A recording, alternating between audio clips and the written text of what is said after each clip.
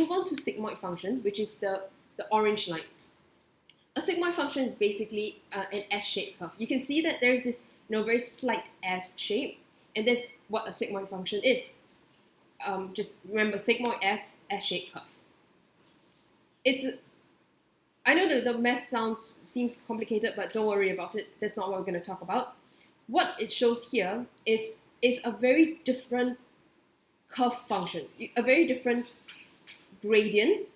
It's the first part, before 2000, around maybe 2,200 tokens, then it's an upward sloping. So that means it's like a power function that we have before, where people are incentivized to hold longer because as more people come in, the price increases exponentially. So we take aspects of the power function in there.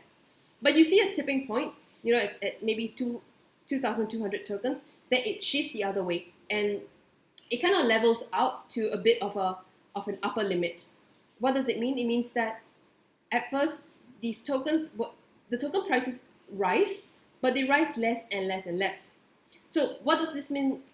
How do we translate this into an incentive mechanism? At first, before it reaches critical mass, let's say 2,200, then the prices will increase exponentially. So as more people join, more and more, the prices will increase more and more and more and more and more. But once it hits this critical mass, then you want to limit people from doing the pump and dump. So you continue giving the incentives, but you give less and less and less and less and less, but you're still increasing the incentive.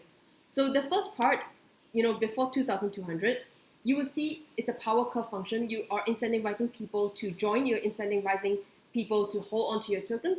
And then towards the end, towards the last part of the tokens, we are looking at, think of Bitcoin, where Bitcoin halves its reward every time. So it's still increasing in its reward, but it's reducing every time.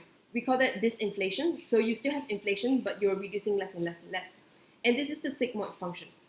The cool thing about sigmoid function, as I told you, remember, the derivation is a normal function curve. So a normal probability function. And that means this 2,200 that we see over here, what it shows is, it shows the mean of this normal curve function. So the average.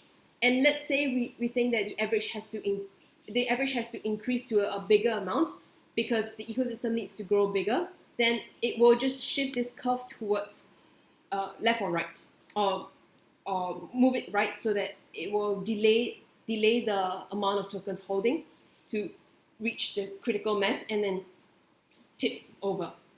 So we can, of course, change the shape of the curve, as you can see.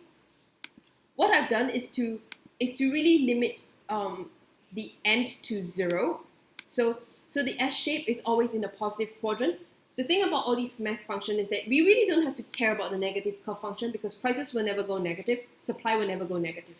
As I change one of this function, you can see that the curve changes a lot. So this is the variance. So how distributed your curve is. No matter how much I change the curve, no matter how much I change the shape of the curve, by squishing it up and down, or flattening it up and down, you can still see there's a natural upper limit. And the upper limit is what we call the total token supply. If you want to look at a total token supply and you want this to be completely automated, you can just embed it into your math function and in this kind of math formulas. Then I can also shift this function towards left or right, as I mentioned. Maybe the mean of the average required is higher, then I can just shift the shape of the curve. So you can see that the curve goes left and right, and it changes. So the thing is, you can't go too left or too right.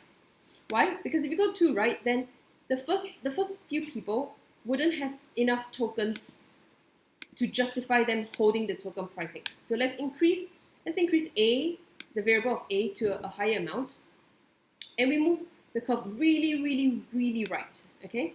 What does it mean? It means that the first,